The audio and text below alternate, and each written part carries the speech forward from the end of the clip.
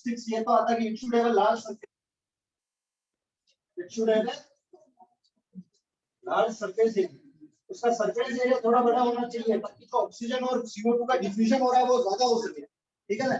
किसी को याद है सरफेस एरिया कहाँ इंक्रीज कराया था बायोलॉजी के इस चैप्टर के अलावा? बताएं, चॉकलेट ले लें समय समाप्ति से पहले। इस चैप्टर के अलावा बायोलॉजी में और सरफेस एरिया कहाँ इंक्रीज कराया था? स्मॉल इंटेस्टाइन विलाई, है ना, समय समाप्त। Finger-like projection. The wall of the small intestine makes the finger-like projection called as villi to increase the surface area. Surface area बढ़ता है तो क्या बेटा absorption हर जगह से होगा? अरे पहले ऐसी लाइन थी, absorption ऐसा हो रहा था, surface area बढ़ गया तो absorption बढ़ेगा नहीं बढ़ेगा? तो उसी तरह जो respiratory surface होता है उसका भी surface area क्या होना चाहिए? बड़ा होना चाहिए, ठीक है ना? It should have a large surface area. अगर दूसरे पॉइंट की मैं बात करूं, क्या मैं कह सकता हूँ it should be thin? उसकी जो सरफेस होनी चाहिए वो थोड़ी पतली होनी चाहिए, क्योंकि क्या डिफ्यूजन क्या आसानी से होगा? अरे कितनी बड़ी मेम्ब्रेन है, एक इसके थ्रू गैस को डिफ्यूज करना और एक पतली मेम्ब्रेन है इसके थ्रू डिफ्यूज करना, डिफ्यूजन का इजी हो जाएगा। यहाँ से इसका सरफेस कैसा होना चाहिए? Thin to facilitate the diffusion of gases, to facilitate the diffusion of gases. देख लो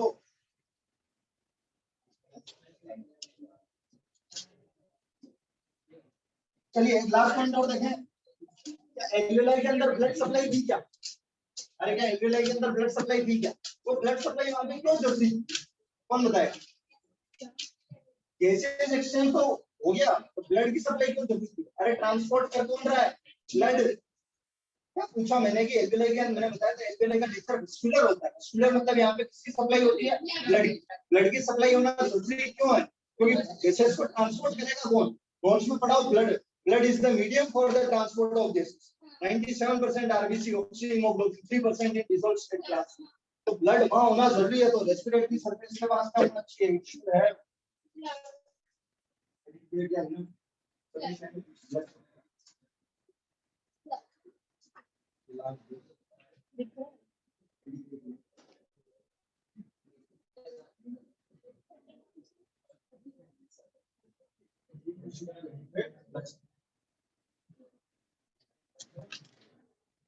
ये 3 पॉइंट है जो किसी भी कैरेक्टरिस्टिक्स एक रेस्पिरेटरी सरफेस के कैरेक्टरिस्टिक्स होने चाहिए। उसका सरफेस एरिया ज्यादा होना चाहिए, उसकी मेम्ब्रेन थिन होनी चाहिए, और तीसरा उसके पास अच्छी खासी ब्लड की सप्लाई होनी चाहिए।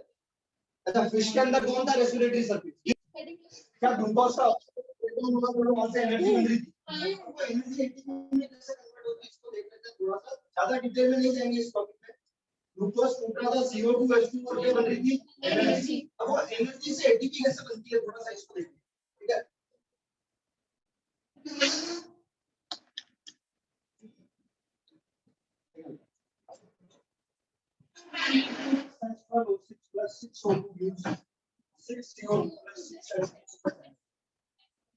अब देखो बेटा यहाँ पे एनर्जी का एटीपी की फुल फॉर्म क्या है? एडिनोसिन ट्राइफॉस्फेट, यानी इसके पास कितने फॉस्फेट है?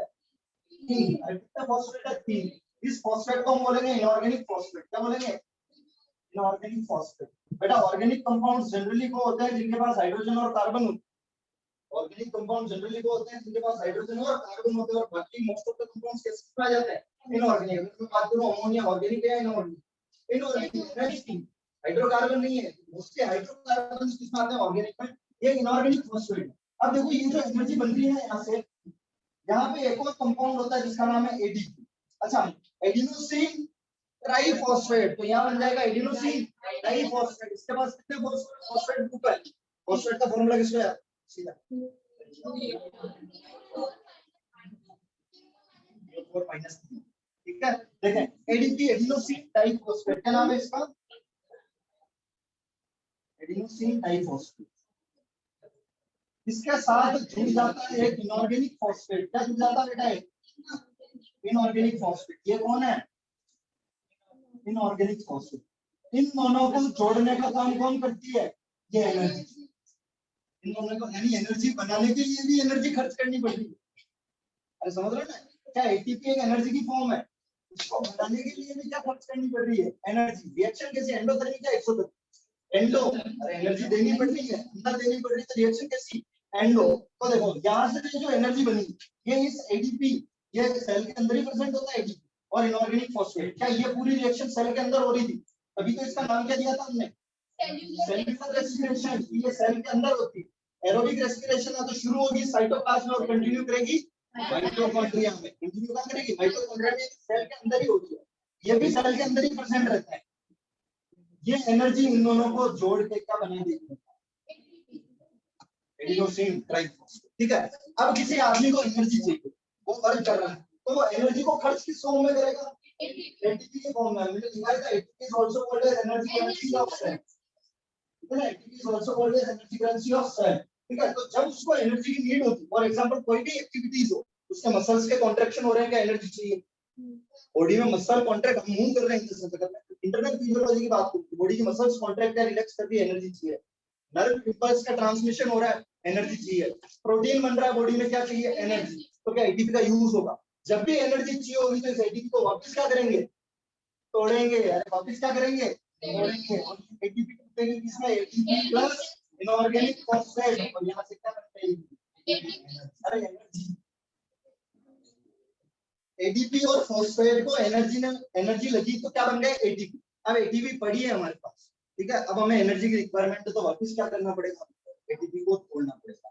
ये जो एनर्जी, बेटा ये एनर्जी नहीं है, ये एनर्जी करेंसी है। ये एनर्जी नहीं है, एनर्जी करेंसी है। ये जब ब्रेक होगी तो क्या रिलीज होगी? एनर्जी।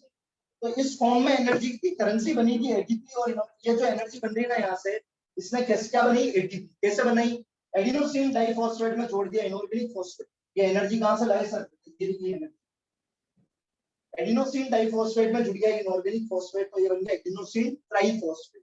ये है एनर्जी की करेंसी। अब जब भी सेल को एनर्जी चाहिए या बॉडी को एनर्जी चाहिए, कोई भी एक्शन, मस्कुलर एक्टिविटी व्हाटएवर, तो ये एटीपी वापस टूटेगा, एटीपी प्लस। फिर हम खाना खाएंगे, फिर एनर्जी बनेगी, ये वापस इनको जोड़ के क्या बना देगा? एटीपी। हम वापस एटीपी तोड़ेंगे और उस एनर्जी को बाहर, फिर वापस खाना खाएंगे, क्या बनेगी? एनर्जी। एनर्जी एटीपी क्या बनाएगा? एटीपी वापस टूट के क्या? तो ऐसे एटीपी का यूटिलाइजेशन होता है और ऐसे एटीपी फॉर्म। ठीक है, लगाए हेडिंग एटीपी। एटीपी को बनाते ही क्यों? पूरा ऐसा एटीपी हेडिंग लगा लो और ये लिख लो ऐसे कैसे, फिर मैं लिखा में शुरू में याद है दिन में और रात में। अरे फर्स्ट डे ही पढ़ाया था, डे टाइम और नाइट टाइम पढ़ चुके हैं। Plants do not have appropriate respiratory systems, so different parts of plants such as roots, stem, leaves,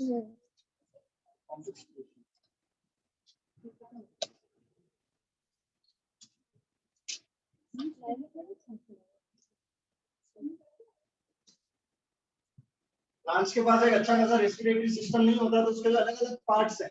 leaves हो गई, स्टेम हो गया, रूट्स हो गई। मेजरली ये तीनों में देखेंगे हम, रूट, स्टेम और लीव्स में क्या होता है बेटा? ये रेस्पिरेशन परफॉर्म करने लग जाता है, यानी गैसेस है। क्या सेलुलर रेस्पिरेशन की इक्वेशन यहाँ भी सेम रहेगी क्या? अरे बिल्कुल। हम बस कॉम्प्लेक्स फूड को ग्लूकोज में कन्वर्ट कर रहे थे और प्लांट बने ही सीधा ग्लूकोज रहा है, तो इक्वेशन तो एक ही रहेगी, C6H12O6 + 6O2 फलाना फलाना CO2 + H2O + एनर्जी।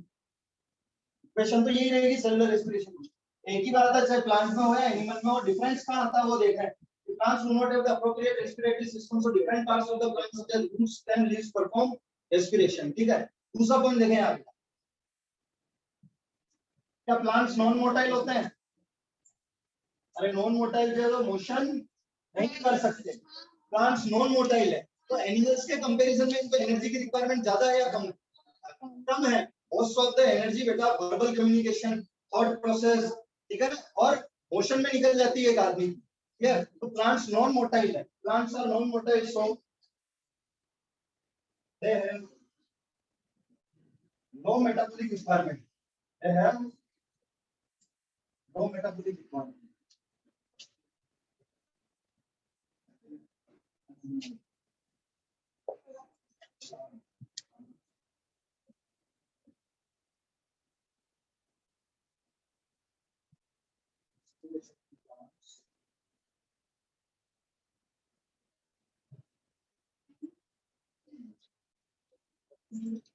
ठीक है, देखिए plants are non-motile, so they have low metabolic requirements. Hence respiration in plants occur at slow rate. Animals के कंपैरिजन में प्लांट के अंदर रेस्पिरेशन की रेट कैसी होती है, कम होती है, क्योंकि रेस्पिरेशन का मतलब जब भी रेस्पिरेशन सुनो एक ही चीज दिमाग में आनी चाहिए, एनर्जी में। तो मेटाबॉलिक रेट कम है, नॉन मोटाइल है, तो रेस्पिरेशन की स्पीड कम। अच्छा, हम जब एक्सरसाइज करते हैं तो हमारे रेस्पिरेशन की रेट बढ़ जाती है, क्यों? किसकी रिक्वायरमेंट बढ़ गई? एनर्जी, ऑब्वियसली रेस्पिरेशन बढ़ेगा। क्या नॉन मोटाइल है, मेटाबॉलिक रिक्वायरमेंट वैसे ही कम है एनर्जी की रिक्वायरमेंट, तो रेस्पिरेशन की रेट क्या हो जाएगी? कम। हाँ चाहिए, उसमें सनलाइट देना है, उसकी एनर्जी का क्या करेंगे? फिक्स है कि ये सोलर एनर्जी से होगा, वो कोई एनर्जी नहीं, एक फ्रीक्वेंसी होती है सोर्स सनलाइट की, उसकी फ्रीक्वेंसी में। अरे क्लियर? ठीक है, चलिए आगे देखें, exchange of gases in plants.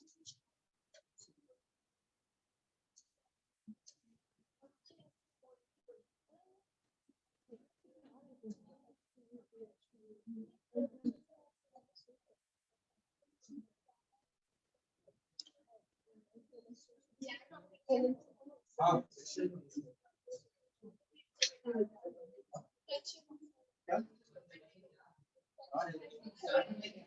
Leaf में स्टोमेटा, स्टोमेटा स्टेम में एक और चीज और रूट है, अरे इधर देखें, exchange of gases in plants. मेरी बात सुनो बेटा, प्लांट यूनिसेलुलर है या मल्टीसेलुलर? यूनिसेलुलर में, अच्छा हमारे अंदर तो हार्ट है जो पूरे ब्लड को ट्रांसपोर्ट करा रहा है, यानी रेस्पिरेटरी गैसेस का अच्छा खासा ट्रांसपोर्ट होता है, लेकिन प्लांट में रेस्पिरेटरी गैसेस का ट्रांसपोर्ट ना के बराबर होता है।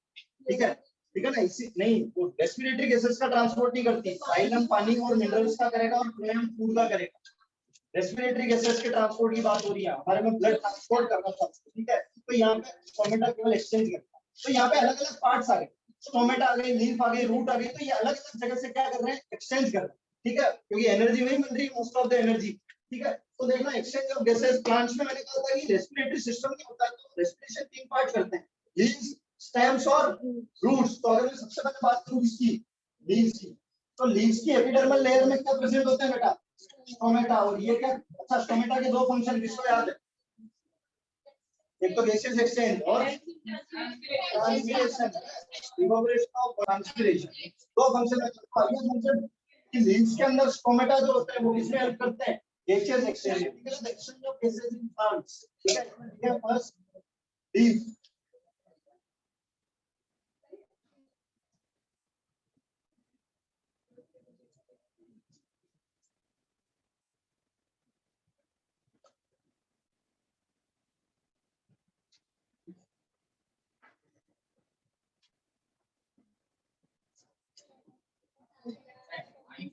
photosynthesis पढ़ा था, it is covered by guard cell, opening and closing of guard cell depends on the fertility। ठीक है, पानी अंदर आता है, guard cell खुलता है, स्टोमेटा खुलता है, पानी बाहर निकलता है, guard cell छिपता है।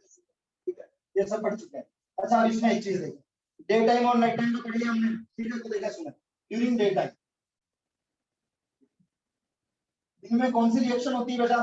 फोटोसिंथेसिस। ठीक है, अच्छा एक चीज सुनना यार, देखो प्लांट में रेस्पिरेशन में जितनी ऑक्सीजन काम आती है उससे कई गुना ज्यादा कहाँ बनती है? फोटोसिंथेसिस में। अरे रेस्पिरेशन की रेट स्लो है प्लांट की, क्यों? क्योंकि उसकी मेटाबॉलिक रिक्वायरमेंट ज्यादा नहीं है। मेरी बात सुनना, क्या फोटोसिंथेसिस की इक्वेशन ये थी क्या?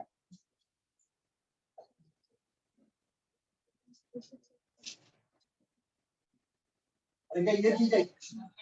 CO2 और H2O यहाँ आ जाएगा, सनलाइट और क्लोरोफिल। CO2 और H2O, sunlight, chlorophyll, glucose, glucose बन रहा है, क्या बन रहा है यहाँ से? ऑक्सीजन। 6 CO2 प्लस 12 H2O, 6 तो यहाँ कितना? ठीक है, अच्छा इधर देखें,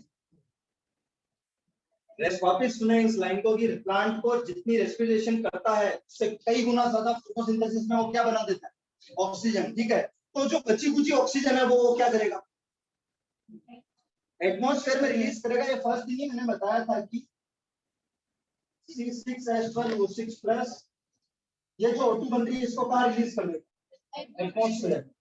बची कुची तो सर बाकी को कहाँ यूज कर रहा है? रेस्पिरेशन। अरे तो डे टाइम में प्लांट कौन सी गैस रिलीज कर रहे हैं? ऑक्सीजन। और कौन सी गैस ले रहे हैं? CO2। क्यों? CO2 तो किसके लिए? फोटोसिंथेसिस के लिए। और ऑक्सीजन रेस्पिरेशन करते ऑक्सीजन से ही है, पर जो ऑक्सीजन बच जाती है उसको कहाँ रिलीज कर देते हैं? एटमॉस्फेयर। सर बच कैसे जाती है? इस तरह से बच जाती है क्योंकि बेटा रेस्पिरेशन में प्लांट को ज्यादा ऑक्सीजन नहीं काम में लेता है, क्योंकि वो रेस्पिरेशन कम करता है, धीरे धीरे करता है, और फोटोसिंथेसिस कई गुना ज्यादा हो रहा है रेस्पिरेशन। तो ऑक्सीजन बहुत सारी बन रही है, जितनी काम है उतनी ले ली, बाकी वो कहाँ रिलीज कर देगा? ऑक्सीजन एटमॉस्फेयर के अंदर। कहाँ रिलीज कर देगा? एटमॉस्फेयर। तो देखो क्या लिखेंगे यहाँ पे, during day time photosynthesis takes place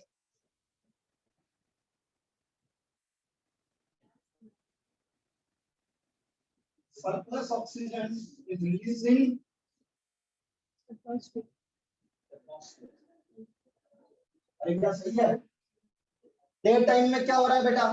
photosynthesis. मैंने ऑक्सीजन क्या की है? सरप्लस वर्ड क्यों लगाया? बची हुई ऑक्सीजन, क्योंकि उसने ऑक्सीजन बनाई प्लांट ने फोटोसिंथेसिस से। क्या प्रोडक्ट है फोटोसिंथेसिस के? CO2 plus H2O plus gives C6H12O6 plus 6O2 plus 6H2। यानी ऑक्सीजन बन रही है, रेस्पिरेशन में जितनी चाहिए उतनी ले ली, बाकी क्या करती? बाहर निकाल दी। तो photo during day time photosynthesis takes place, surplus oxygen is released in atmosphere and the CO2 is taken for photosynthesis।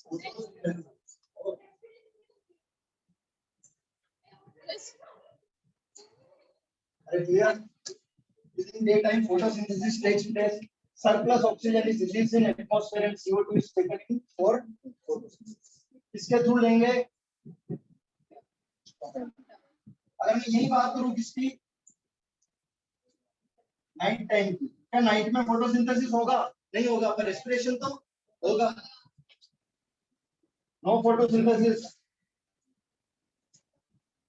Photosynthesis हो रहा था तो क्या CO2 बन रही थी? क्या CO2 तो यूज हो रही थी? CO2 कहाँ बन रही थी? रेस्पिरेशन में। कोई फोटोसिंथेसिस नहीं हो रहा है, लेकिन रेस्पिरेशन तो हो रहा है, तो गैस कौन सी निकलेगी? CO2 is released in atmosphere and oxygen is taken in for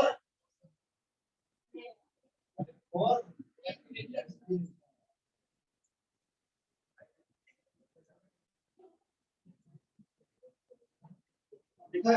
ये 2 लाइनों में पूरी समरी लिख दी हमने। ये पूरा टॉपिक पढ़ाया था उसने first lecture. During daytime photosynthesis takes place, surplus oxygen is released in atmosphere and CO2 is taken in for photosynthesis। During night time no photosynthesis, CO2 is released in atmosphere क्योंकि CO2 बेटा photosynthesis के लिए चाहिए, night time में हो ही नहीं रहा, and oxygen is taken in for respiration। Clear? यार 2 दिन से क्या लिखवाया मैंने? इट्स एन ओवरहेड हो सकती है ग्रीन स्टेम, ठीक है ना? कुछ प्लांट्स में ग्रीन कलर की स्टेम होती है, और जैसे वो प्लांट की ग्रोथ होती है वो वुडी में कन्वर्ट हो जाती है, तो रेस्पिरेशन दोनों पार्ट करते हैं। तो अगर मैं स्टेम में वुडी स्टेम की बात करूं, कौन सी स्टेम की बेटा? वुडी स्टेम की। तो बेटा इनके पास वुडी स्टेम के पास छोटे-छोटे होल्स होते हैं या पोर्स होते हैं, उनका नाम है बेटा लेंटिसेल्स। क्या नाम है? Lenticels. These are the small holes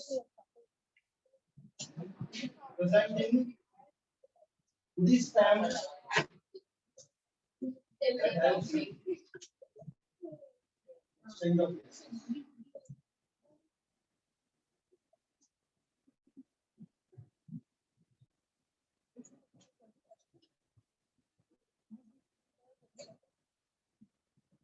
ठीक है। तो ये नाम ध्यान रखिए, क्या नाम है बेटा? लेंटिसेल्स। क्या नाम है? CELS। woody stem के पास these are the small holes present in woody stem through which exchange of gases takes place। अच्छा ये तो woody stem होगी, लेकिन अगर fleshy stem हो तो वहां क्या प्रेजेंट होगी? स्टोमेटा। ऑब्वियसली ग्रीन कलर की स्टेम है तो वहां क्या प्रेजेंट होंगे? स्टोमेटा। तो वापस कौन आ गया? स्टोमेटा। ग्रीन स्टेम स्टोमेटा क्या होता है?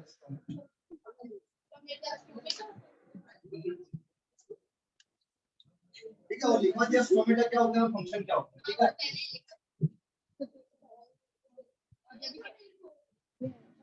अच्छा सुने, प्रोसेस कौन सा होगा? कौन से प्रोसेस से गैसेस एक्सचेंज होगा? डिफ्यूजन। गैसेस एक्सचेंज के अलावा, डिफ्यूजन के अलावा कोई प्रोसेस नहीं है। अरे क्या बोला मैंने? कौन से प्रोसेस से गैसेस एक्सचेंज हो? डिफ्यूजन। चाहे वो स्टोमेटा हो लीफ का, या वुडी स्टेम का लेंटिसाइल्स हो या ग्रीन स्टेम के स्टोमेटा हो, बेसिस एक्सचेंज एक ही प्रोसेस से, ठीक है ना। किसका ग्रेडियंट डेवलप होता है? कंसंट्रेशन का। ग्रेडियंट का मतलब डिफरेंस है ना। कंसंट्रेशन, एक तरफ ऑक्सीजन ज्यादा एक तरफ कम है तो oxygen will move from its higher concentration to lower concentration. अच्छा सुनिए, डिफ्यूजन एक्टिव प्रोसेस है या पैसिव प्रोसेस है? अच्छा सवाल। एक्टिव। कितने लोग कहते हैं एक्टिव? सीधा हाथ खड़ा करें झंडे की तरफ स्ट्राइट। डिफ्यूजन एक्टिव प्रोसेस है या पैसिव प्रोसेस?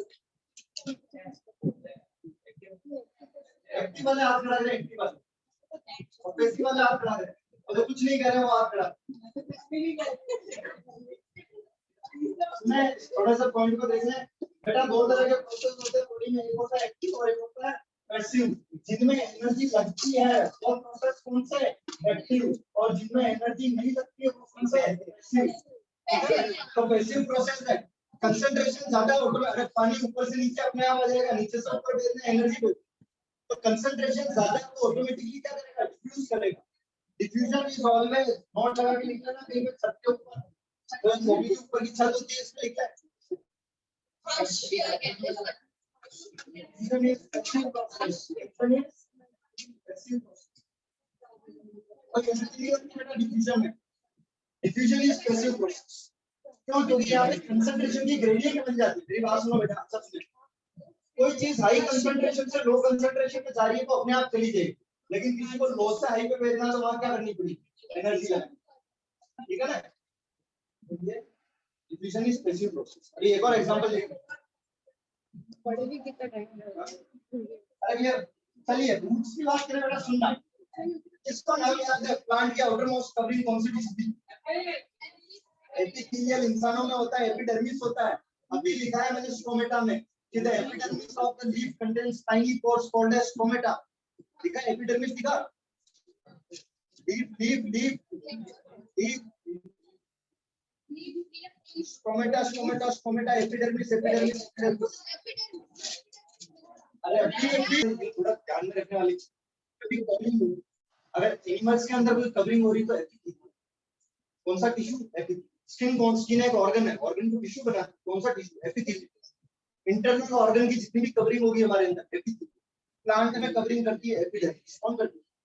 याद है ना, leaf has two epidermis, upper epidermis and lower epidermis. ये भाई बताया था मैंने, सीखे बायोलॉजी को। तो सुने यहां से, क्या रूट प्लांट का एक ऑर्गन है तो इसके ऊपर कवरिंग किसकी है? एपिडर्मिस। देखें अगर मैं कहता हूं कि ये प्लांट की रूट है, इसके ऊपर कवरिंग है एपिडर्मिस, सब इसके एपिडर्मिस मॉडिफाई होकर छोटे-छोटे रूट हेयर्स बना देंगे। क्या बना देंगे? Root hair. तुमने कभी रूट को देखा हो? अगर किसी बड़े प्लांट की रूट को, मेन रूट के साथ भी और ऐसे छोटे-छोटे स्ट्रक्चर्स निकले रहते हैं जिनको कहेंगे रूट हेयर्स। क्या कहेंगे? Root root hair. तो सब अब इसका फंक्शन देखें। हां स्टेम इस टाइम एपिडर्मिस एपिडर्मिस तो यहाँ भी है ना, में क्या स्पेशल मैकेनिज्म है ना। क्या स्मॉल इंटेस्टाइन की कवरिंग एपिडर्मिस की, बिलाई माउथ पे क्यों नहीं बनी? माउथ पे, अरे स्मॉल इंटेस्टाइन में बिलाई क्यों बनी और कहीं क्यों नहीं बनी? जहां जिसका फंक्शन है वहां होगा, ठीक है। तो देखें यहाँ से इसके दो रीजन है मेरे पास। सुनो, एक तो रूट ऐसी और एक रूट ऐसी होगी। सरफेस एरिया किसका ज्यादा होगी? एक तो रूट नॉर्मल ऐसी थी और एक ऐसी होगी, तो सरफेस एरिया किसका ज्यादा हो गया? इसका। दो रीजन, एक तो पानी रूट एब्सॉर्ब करता है, जितना ज्यादा सरफेस एरिया होगा उतना ही क्या वाटर का एब्सॉर्प्शन होगा, ठीक है। दूसरा फंक्शन यहाँ से गैसेस एक्सचेंज होता है। देखेंगे क्या ये सॉइल के अंदर बनी रहती है? सॉइल छोटे छोटे पार्टिकल्स क्या उनके बीच में स्पेस है, उस स्पेस में क्या एयर प्रेजेंट रहेगी, ठीक है। तो ये रूट है वहां से किसका एब्सॉर्ब करते हैं? ऑक्सीजन का, और क्या रिलीज करते हैं।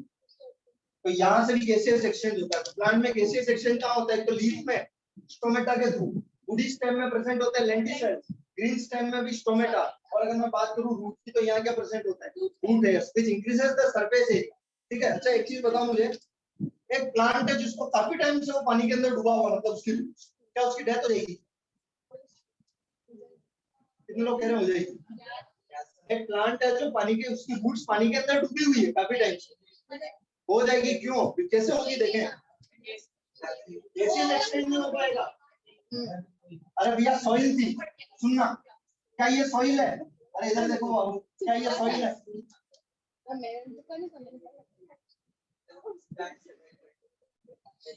ये सॉइल के बीच में तुम्हें छोटे छोटे स्पेस दिख रहे हैं, इनके अंदर क्या प्रेजेंट रहती है बेटा? एयर। सॉइल के अंदर जो छोटे छोटे स्पेस है छोटे छोटे स्पेस है, इनमें क्या प्रेजेंट है? एयर। अब प्लांट पानी में डूबा हो, बेटा पानी जितनी नीड थी उतना ले लिया, है ना, वही ट्रांसपोर्ट होता है यहाँ से, वाटर का भी डिफ्यूजन के थ्रू। अब पानी की नीड ही नहीं है तो क्या इस स्पेस में वाटर बढ़ जाएगा? वाटर बढ़ जाएगा तो कौन नहीं रहेगी? एयर नहीं रहेगी। एयर नहीं बची तो प्लांट क्या नहीं कर पाएगा? गैसेस एक्सचेंज नहीं कर पाएगा। गैसेस एक्सचेंज नहीं कर पाएगा तो क्या होता है? तो ये तीन है प्लांट्स के, ठीक है। हेडिंग वाला है रूट, ठीक है। एपिडर्मल सेल्स ऑफ रूट, मैं लिख देता हूँ। तो डिक्टेट कर